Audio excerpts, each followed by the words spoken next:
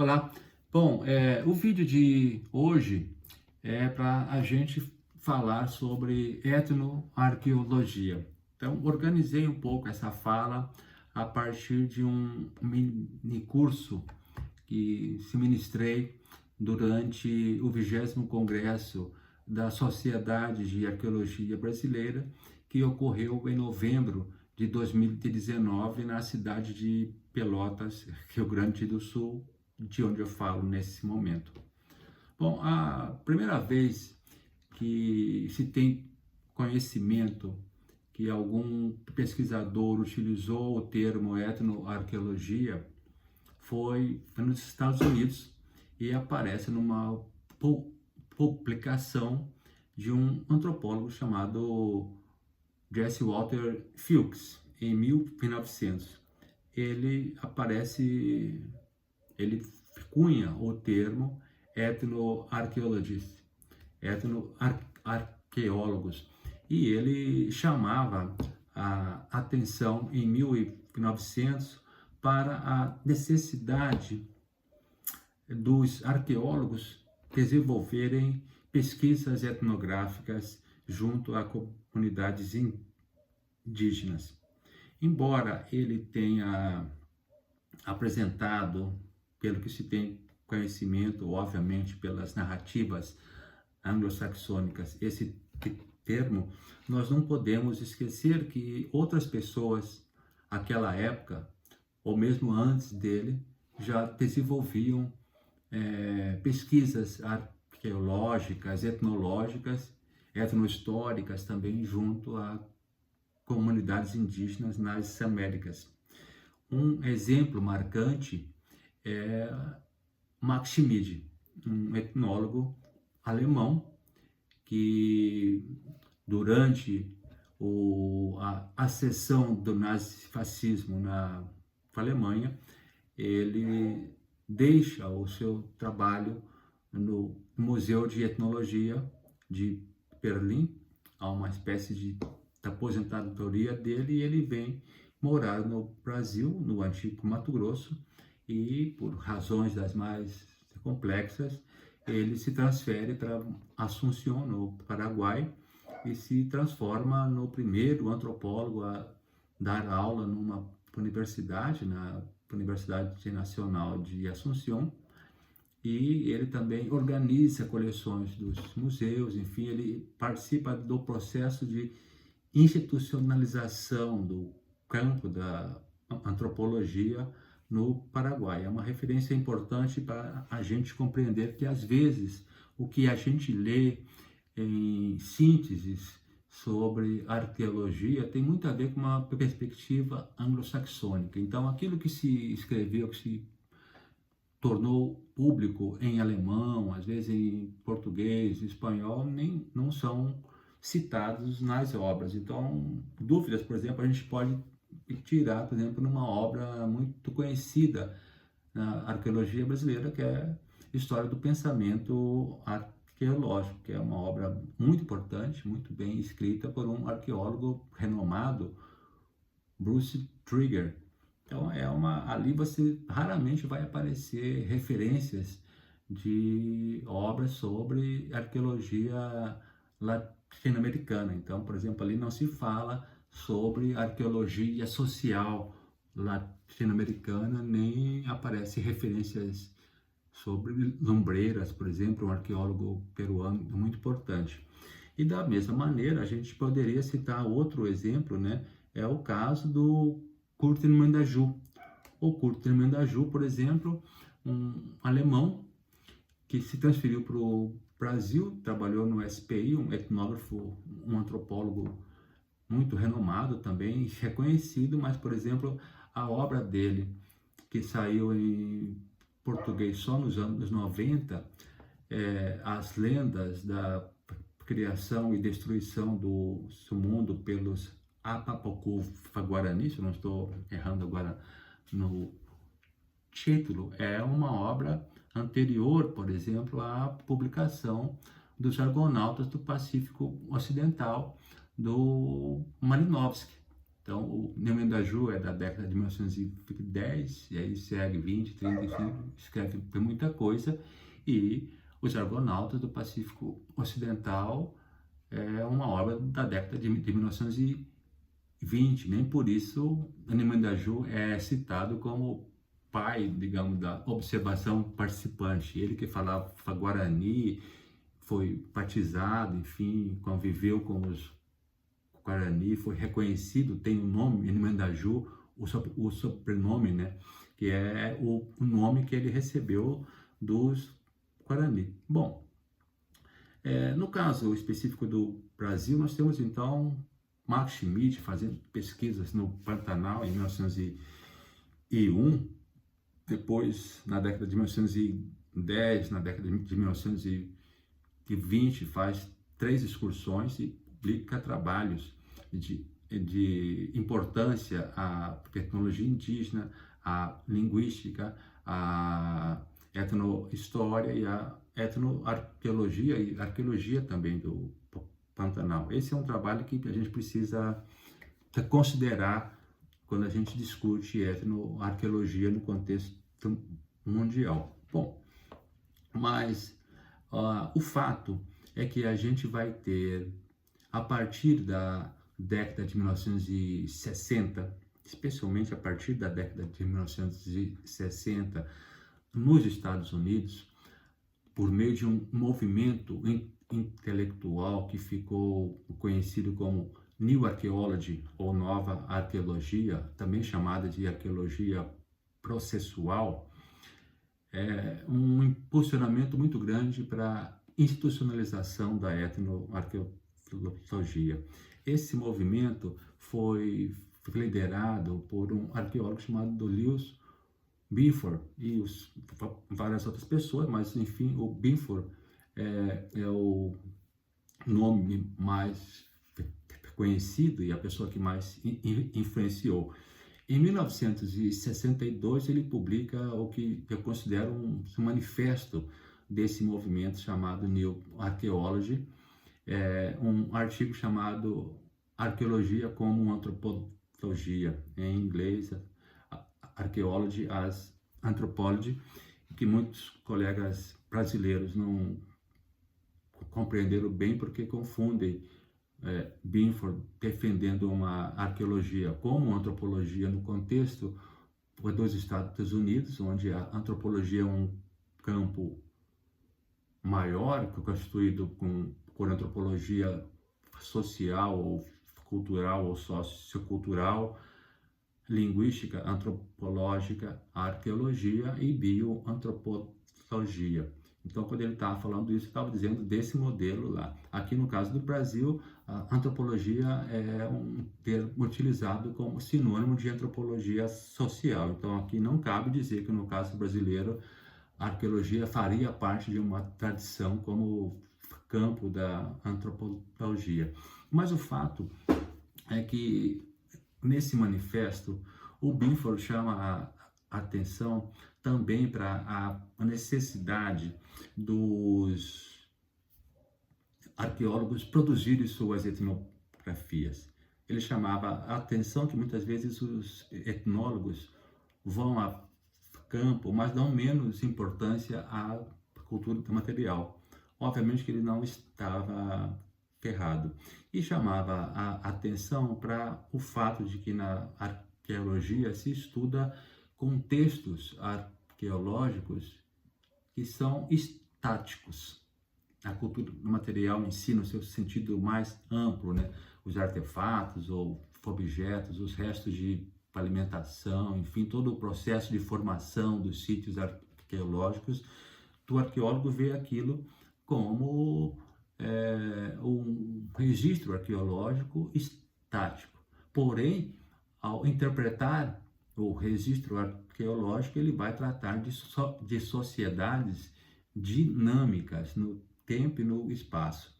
Então, Binford chamava a atenção para essa analogia que é recorrente na arqueologia, seja de maneira consciente, seja de maneira inconsciente, mas o raciocínio de interpretar o registro arqueológico é analógico. Ele se dá por meio do que a gente também poderia chamar de método comparativo. Então, a gente compara aquilo que a gente conhece da humanidade em geral para interpretar o registro arqueológico, né? Assim, a gente reconhece, por exemplo, uma vasilha cerâmica como uma panela, uma moringa, uma caçarola, enfim, um caldeirão, e sabemos a função prática dela por analogia num primeiro momento, né? Mas eu costumo citar às vezes um exemplo que eu cheguei ao laboratório uma vez e tinha uns alunos com uma ocarina, que é uma espécie de flauta nesse caso de cerâmica, que eu havia encontrado numa escavação no Pantanal. Eles discutiam o que seria aquilo e ninguém interpretou de maneira correta. Eu peguei a ocarina, botei na boca, soprei, produziu um som, mas porque assim, uma flauta. Então, a partir dali, todo mundo compreendeu. Eu sabia que era ocarina porque eu conhecia a ocarina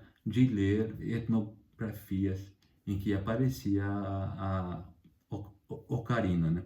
Bom, o Binford, ele foi responsável pela definição da etnoarqueologia como um subcampo ou uma especialidade da arqueologia, que mantém um diálogo muito profícuo com a antropologia social, com a história também, especialmente com a etnohistória, porque a gente, além de ir a campo, produzir um tipo de observação direta, podemos recorrer à documentação histórica, por exemplo, né?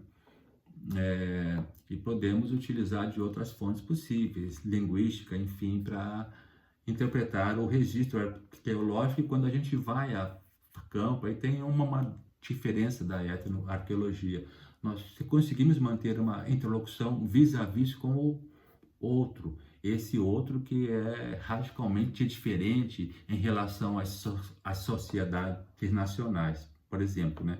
Então, o Binford, ele mesmo chama a atenção disso nesse manifesto Arqueologia como Antropologia e em outros trabalhos de sua autoria, mas ele também produz um trabalho que eu considero muito importante para a etnoarqueologia. Trouxe aqui para mostrar que esse trabalho, Nunavut Ethnoarchaeology, esse é um trabalho da década de 1970, tem uma edição mais recente, um trabalho denso, bem escrito, mas é preciso compreender o Binford dentro da proposta que ele defendia. Então, a nova arqueologia, ou arqueologia processual, estava muito focada em estudar os artefatos, mais os artefatos do que as pessoas. E além dos artefatos, também os processos de formação de sítios arqueológicos, que é algo muito importante, compreender como é que se forma um sítio arqueológico de uma população que vivia basicamente da caça e da coleta. Quais são os vestígios materiais que ficam no processo de formação de sítios arqueológicos. E o Binford, e a gente percebe isso mesmo nesse trabalho dele que eu me referi, ele tinha umas influências muito claras de um ponto de vista teórico metodológico.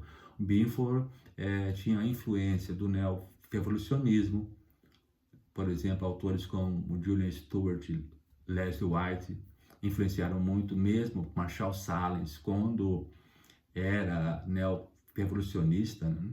E dentre outros autores, ele também tinha uma influência da chamada ecologia cultural, que o próprio Julian Stewart é uma referência importante.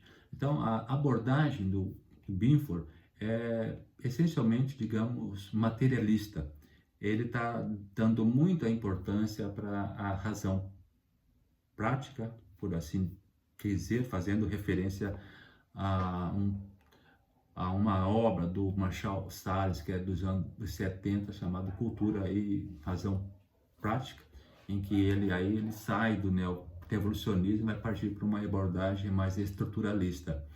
Bom, e a partir dos anos 60, então, no processo de institucionalização do próprio campo científico da arqueologia, a etnoarqueologia ficou estabelecida como um subcampo ou uma especialidade da arqueologia, com profícuas interlocuções com a antropologia social, com a história e com outras áreas.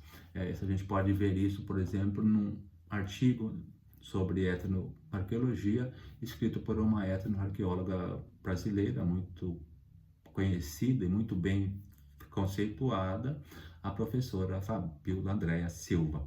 Bom, e a nova arqueologia, ou arqueologia processual, ela teve uma influência muito grande na chamada arqueologia pré-histórica, nos anos 60, 70, especialmente na parte dos anos 80.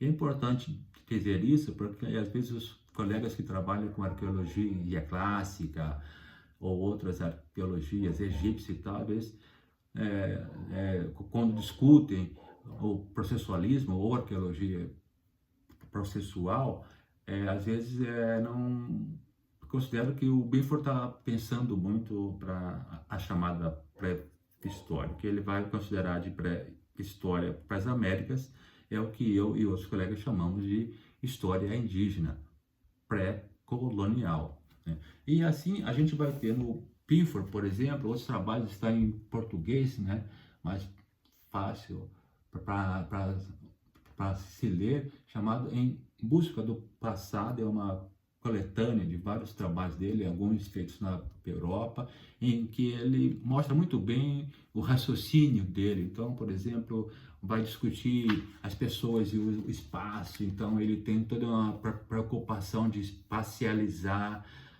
as evidências arqueológicas, dos sítios que surgem pela ação de populações caçadoras, coletoras, como se chama assim na arqueologia. Bom, mas ocorre que a etnoarqueologia, como ela pressupõe essa interlocução com o outro, ela mesma tem uma semente, digamos, descolonial.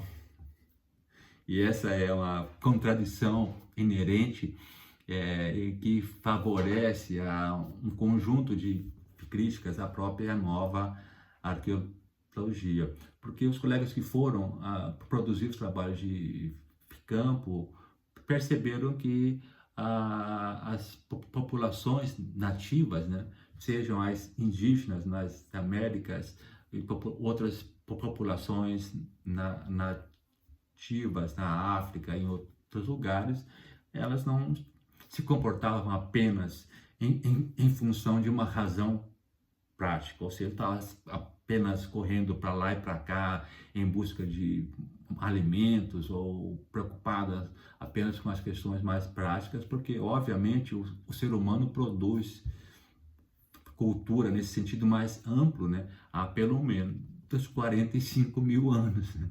No Paleolítico Superior ele já tem essas evidências com pinturas, por exemplo, com os sepultamentos humanos, já com a preocupação com os mortos e tal. E a partir do final dos anos 70, dos anos 80, vão aparecer um conjunto de críticas a esse tipo de etnoarqueologia feita especialmente sob a influência do Binford. E muitos vão chamar a etnoarqueologia também de arqueologia etnográfica ou etnografia arqueológica, enfim, tem digamos, os neofologismos depois. E um dos críticos, assim, em termos mundiais mais importantes, foi o próprio Ian Hodder, um arqueólogo britânico, que ele também lidera um movimento, digamos, de reação a nova arqueologia, um movimento que ficou conhecido como arqueologia pós-processual, aquela que vem após o processualismo. E ele realiza também seus trabalhos de etnoarqueologia, por exemplo, Symbols in Action. Esse é um trabalho muito bacana dele, um trabalho de estudos de etnoarqueologia, e ele também, obviamente, como centro britânico, ele já começa a mostrar outras preocupações, especialmente com aspectos simbólicos e aspectos históricos das sociedades estudadas. Aí tem influências várias dos estudos culturais, o pós-modernismo, mesmo uma tendência já pós-colonial, influência positiva do feminismo, dos movimentos indígenas, enfim. E ele mostra muito bem a necessidade de se incluir uma perspectiva histórica também, ou seja, o arqueólogo não pode ir a campo apenas para estudar as coisas como elas são hoje em dia. Eles precisam compreender também o processo histórico, ou seja, eles precisam compreender como as coisas se tornaram a ser o que são. Então, em outra obra do próprio Roeder, também essa está em espanhol, né? Aquela outra do Pinfor, que eu falei que estava em português, perdoe-me, está em espanhol também. Essa aqui está em espanhol também, Interpretação em Arqueologia, Corrientes Actuales. Esse trabalho é uma coletânea e tem umas coisas muito interessantes aqui que a gente discute etnoarqueologia com etnohistória, mostrando, por exemplo, determinadas áreas que ele estudou, como é que o contato, o processo histórico influenciou no tipo de cultura material. Vou entrar em muitos detalhes disso, daria para a gente fazer um vídeo apenas sobre etnoarqueologia processual e uma etnoarqueologia pós-processual. Mas trazendo essa discussão para o Brasil, a institucionalização da arqueologia no Brasil, ela se deu, sobretudo, assim, a mais força a partir da década de 1960, década de 1970, porque a gente vai ter, a partir da década de 1960, o desenvolvimento do PRONAPA, o Programa Nacional de Pesquisas Arqueológicas, sob a coordenação da professora Patty Meggers e do esposo dela, da Clifford Evers, dois arqueólogos dos Estados Unidos ligados à Smithsonian Institution. E também temos uma influência muito grande e positiva da missão franco-brasileira, sob a liderança da professora Annette Ampère e do seu esposo também, Joseph Ampère.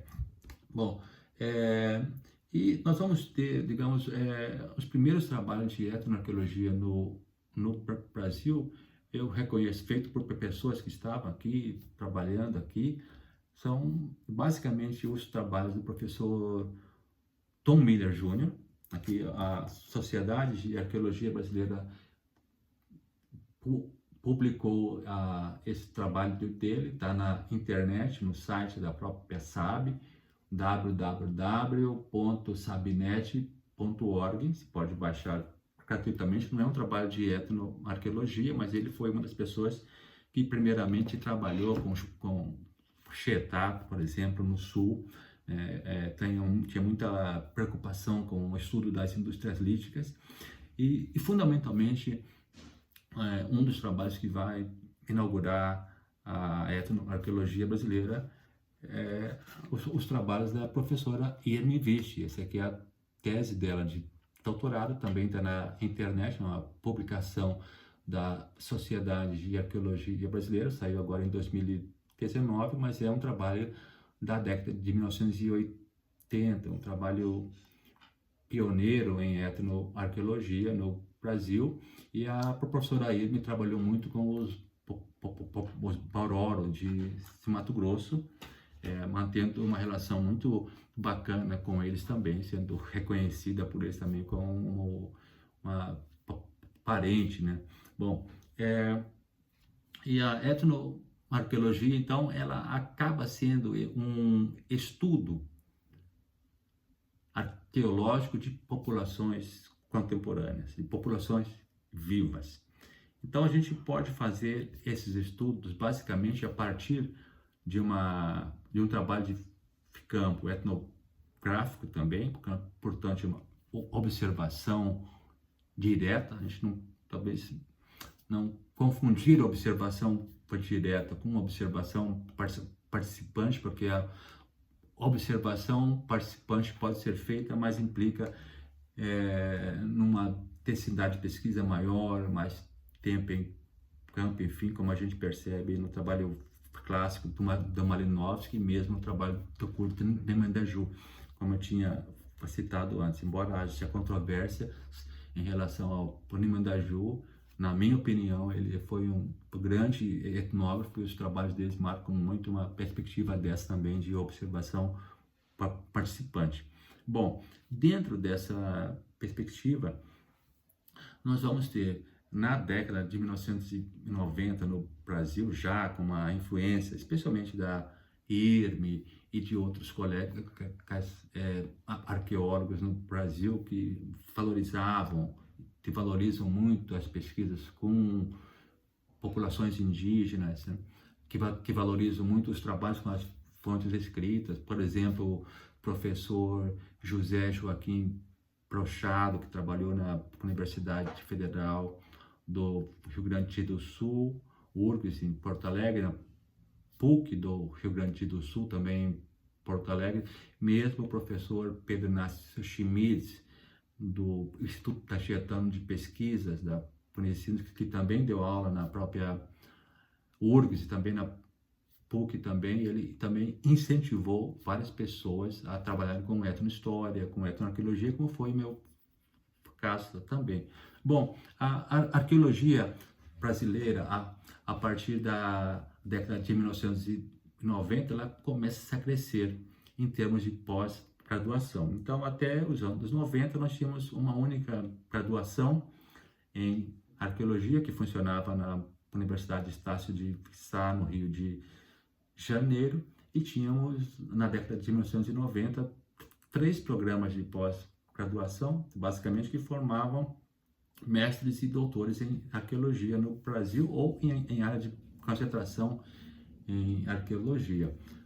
O MAI, o Museu de Arqueologia e Etnologia da Universidade de São Paulo, os programas mais antigos, um dos programas que mais formaram, foi o que mais formou, que mais tem formado mestres e doutores no Brasil. Estava, antigamente, os colegas da arqueologia estavam vinculados ao programa de antropologia, e depois eles criaram seu próprio programa.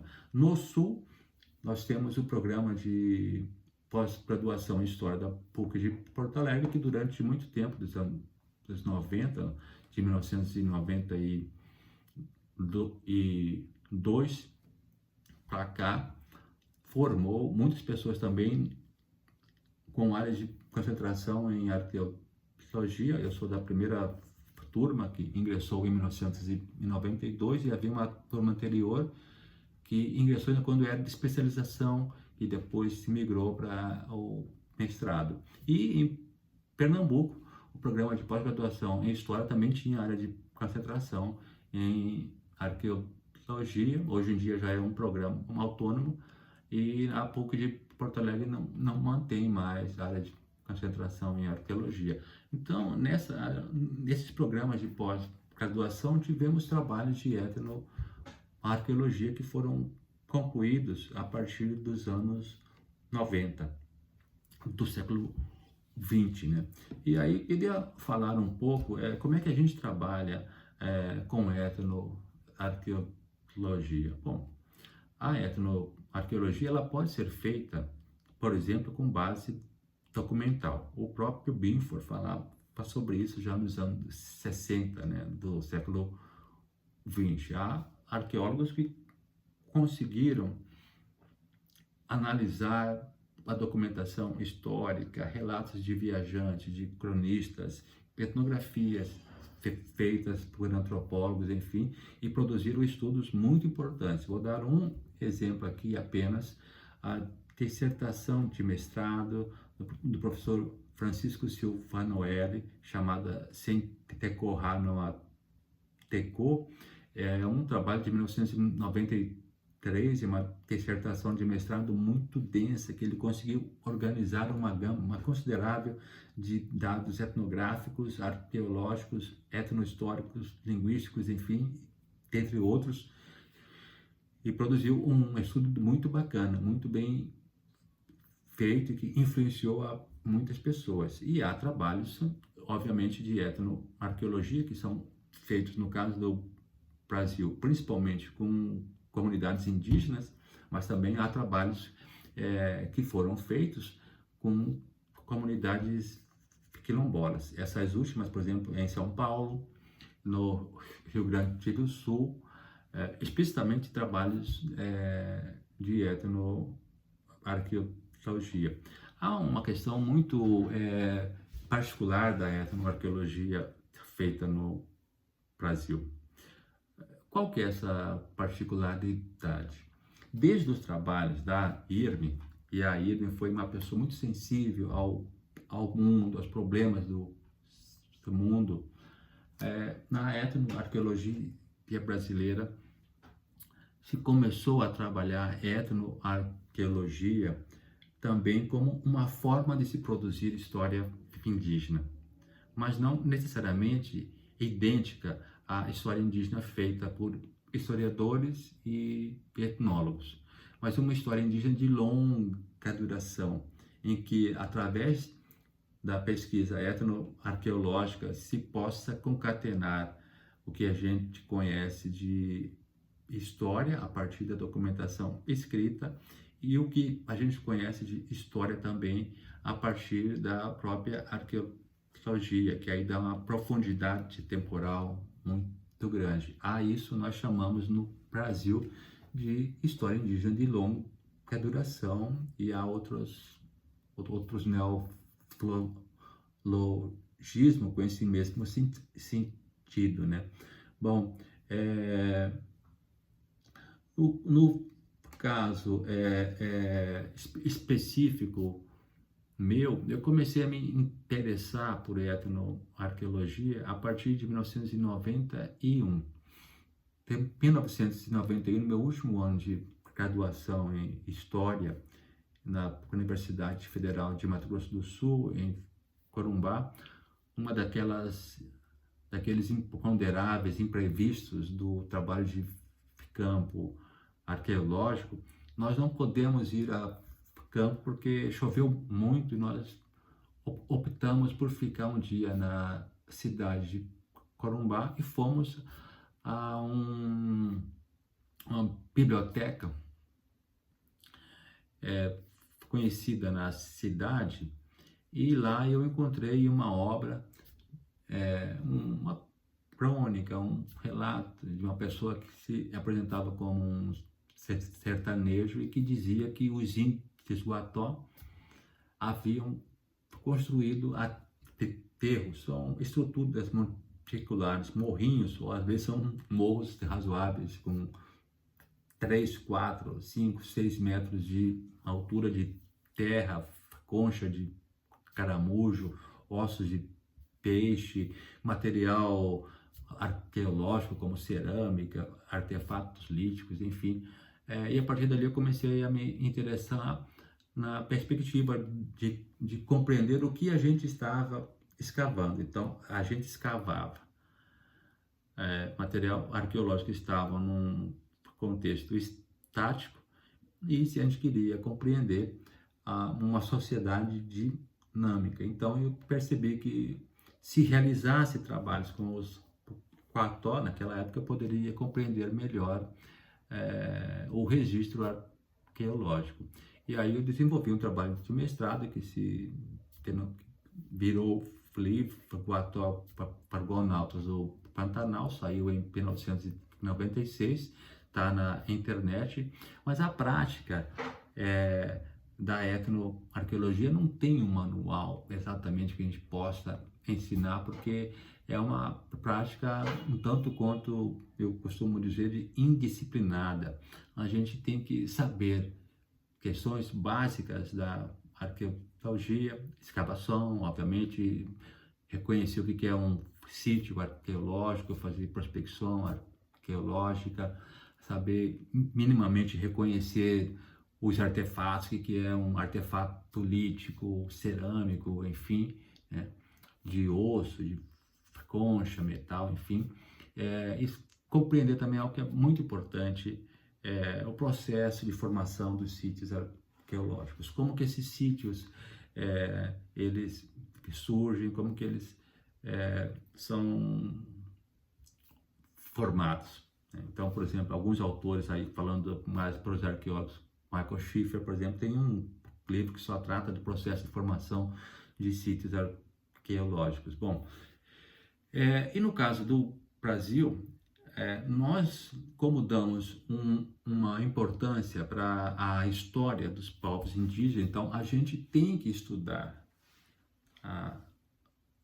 tem que produzir conhecimento etnoarqueológico, levando em consideração a situação histórica de cada povo indígena. E aí tem uma questão que difere nós de outras etnoarqueologias. Em muitos trabalhos de etnoarqueologia, vocês podem ver, por exemplo, na obra do Alfredo González Ribal, arqueólogo espanhol, tem um livro chamado La Experiencia del Otro. Nesse trabalho tem uns capítulos que mostram lá a gente que trabalhava com cerâmica, com metal, com metalurgia, né, com artefatos líticos. Então, muita gente foi a campo preocupada com os artefatos. E aí tem um problema sério que pouca gente trata nos seus textos, nos seus livros, como um problema da etnoarqueologia. Como estava muito focada nos artefatos, isso levou vários colegas a serem influenciados profundamente pelo paradigma da aculturação. Por isso muita gente fala que quer estudar as populações pela cerâmica, pelos artefatos, e fica dizer, quem não tem cerâmica hoje em dia, quem não tem uma industrialística, seria, digamos, menos índios do que os outros. Essa é uma ideia complicada que na antropologia brasileira já se sepultou. O paradigma da aculturação está muito ligado a uma ideia das perdas culturais. Então, se perdeu a cerâmica, se perdeu a industrialística, por isso também essa ideia das perdas leva as pessoas, às vezes, a utilizar umas categorias que eu também considero equivocadas, como a ideia de resgate, resgatar alguma coisa. Ninguém resgata nada, né? Pode-se revitalizar alguma prática, enfim, os conhecimentos estão lá. Bom, então, no caso do Brasil, a partir dos anos 90, a gente já vê uma tendência na etnoarqueologia dos arqueólogos, aí no sentido amplo, né, homem, mulher e tal, ter uma preocupação com o outro. Eles não estavam indo a campo apenas para estudar o outro como exótico, né, para essencializar a cultura do outro, no caso indígena ou mesmo quilombola, mas eles também começaram a perceber que o seu trabalho poderia ser revertido para outras questões que não meramente acadêmicas. E a IRME é, digamos, a semente descolonial da etnoarqueologia brasileira. Por isso a gente vai ver os trabalhos de vários colegas, por exemplo, citando aqui a professora Fabiola Andréa Silva e os seus ex-orientandos ou orientandos que produziram trabalho de excelência também, já se percebe isso, né?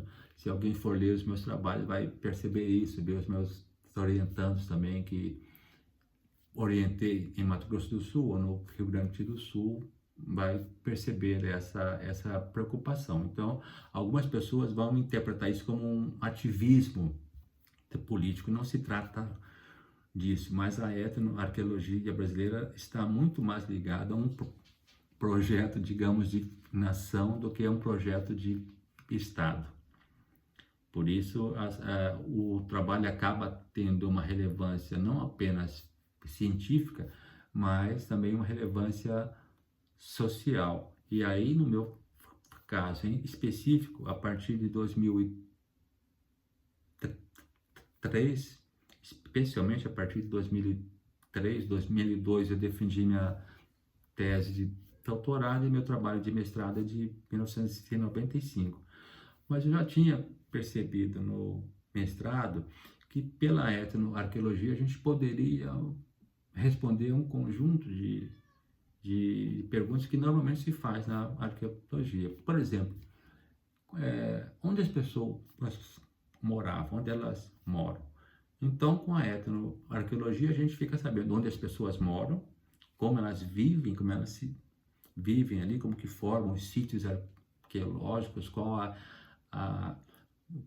as práticas que se mantêm, por exemplo, o manejo de plantas ou o processo de domesticação, de humanização das paisagens, como Marx, por exemplo, fala em a ideologia alemã. Mas a gente também sabe onde as pessoas foram sepultadas, onde estão os cemitérios, se a pessoa sai para pescar, a gente sabe até onde vai. Hoje isso é muito fácil, a pessoa leva um GPS no modo tracking e aí vai e volta, você sabe a distância que percorreu, quando sai para caçar, as técnicas de plantio, agricultura. E eu comecei a perceber que isso tudo ia ao encontro do que a gente chamava na arqueologia, nós chamamos hoje em dia de padrão de assentamento. Eu prefiro utilizar o termo sistema de assentamento, como alguns colegas utilizaram também em seus estudos. Cito aqui o professor Marcos Vinícius Weber também. E aí comecei a ver que daria para fazer mapas também mostrando os diferentes assentamentos, um mais fixo, onde as pessoas viviam por mais tempo, e outro, às vezes, aqueles acampamentos sazonais, quando se sai para pescar, para caçar, que se acampa, fica por alguns dias também. E comecei a perceber, especialmente a partir de 2003, quando pude empregar esse tipo de estudo para produzir uma perícia judicial. Vocês podem checar num outro vídeo que eu fiz falando sobre esse assunto, de que esses locais também têm histórias, além de toda a pesquisa arqueológica, de que a gente trabalha muito bem em termos de cartografia, de descrição, de análise da materialidade das coisas. Esses locais têm histórias. A gente sabe as pessoas que ocuparam ali. E a isso eu comecei a chamar de etnoarqueologia do território.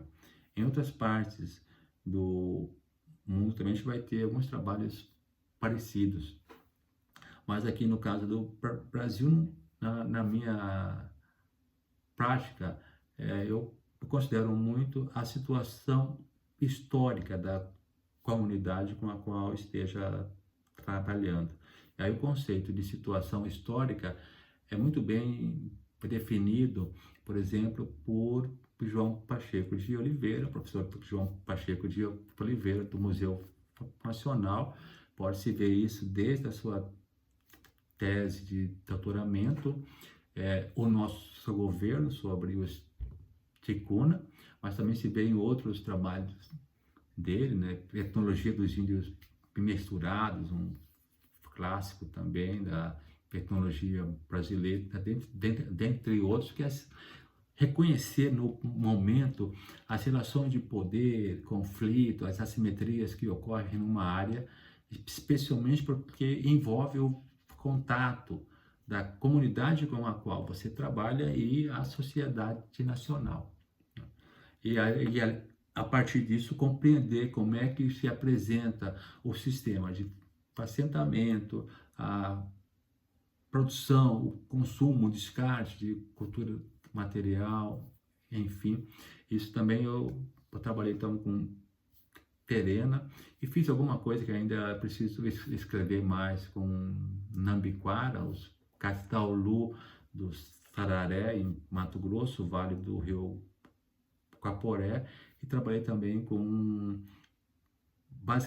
Guarani e Kaiowá, mas basicamente com os Kaiowá em Mato Grosso do Sul, e também fiz um estudo que a etnoarqueologia serviu muito, que foi um laudo antropológico sobre a terra indígena Santuário dos Pajés, em Brasília, em que a gente conseguiu, dentre outras coisas, reconhecer o manejo antigo de plantas que os funiô especialmente traziam do Nordeste, de Águas Belas, do Pernambuco, para Brasília, plantas que não são do Cerrado. Cerrado eu conheço, mas quando eu olhei eu vi que não eram do Cerrado, e uma bióloga especialista em botânica reconheceu várias plantas, por exemplo, jurema, curicuri e várias outras. Então, quando eu vou para campo, eu costumo levar um kit comigo. Às vezes eu mostro para os meus alunos em sala de aula. Não dá para levar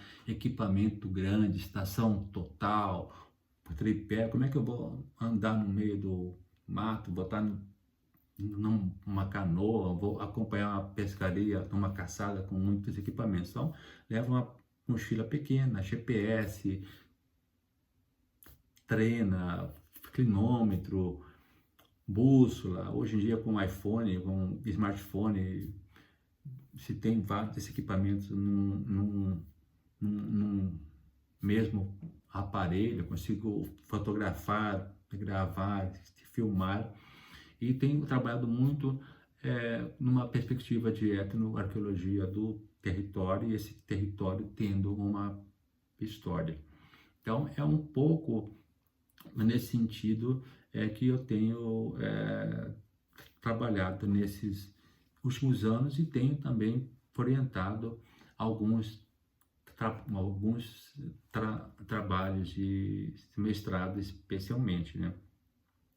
Então, para sintetizar aqui, a etnoarqueologia é um subcampo ou uma especialidade da arqueologia dedicada ao estudo de populações não ocidentais, portanto, no caso das Américas, as indígenas e quilombolas, digamos assim, contemporâneas, mas também pode ser feito com aquelas conhecidas historicamente. A gente pode ver a documentação do século XVI, XVII, XVIII, e, digamos, fazer uma etnoarqueologia com base documental. Mas todo o raciocínio, a prática, demanda muito de um amadurecimento teórico, metodológico e de diálogo permanente com a antropologia social, especialmente com a etnologia indígena e com a história, que no caso é especialmente com a história indígena, como a gente chama no Brasil, e que em outros países, por razões diferentes, isso é uma prática mais antiga, e é chamada de etnohistória, que é algo mais amplo do que história indígena. Então, são essas considerações. Se vocês entrarem na minha conta no site academia.edu, vocês podem ver os planos de ensino de etnoarqueologia que eu trabalhei na Universidade Federal de Pelotas, tanto de graduação como de pós-graduação, mestrado e doutorado, e podem ter acesso a vários trabalhos de minha autoria, como também vocês entrando na plataforma Lattes do CNPq e em outros sites, por exemplo, o portal de periódicos, o banco de teses, dentre outros mecanismos aí de buscas e plataformas, vocês podem baixar vários trabalhos de etnoarqueologia. Mesmo nas redes, no caso do Facebook, tem vários grupos que trocam bibliografia e tal, e que fazem um trabalho muito bacana nas redes, tá bom? Espero ter explicado aqui um pouco sobre etnoarqueologia, tá bom? E aí a gente pode seguir com outros vídeos, enfim, obviamente esse é um assunto longo, complexo, enfim, espero ter sido feliz para explicar isso aqui. Grande abraço para vocês e fiquem bem.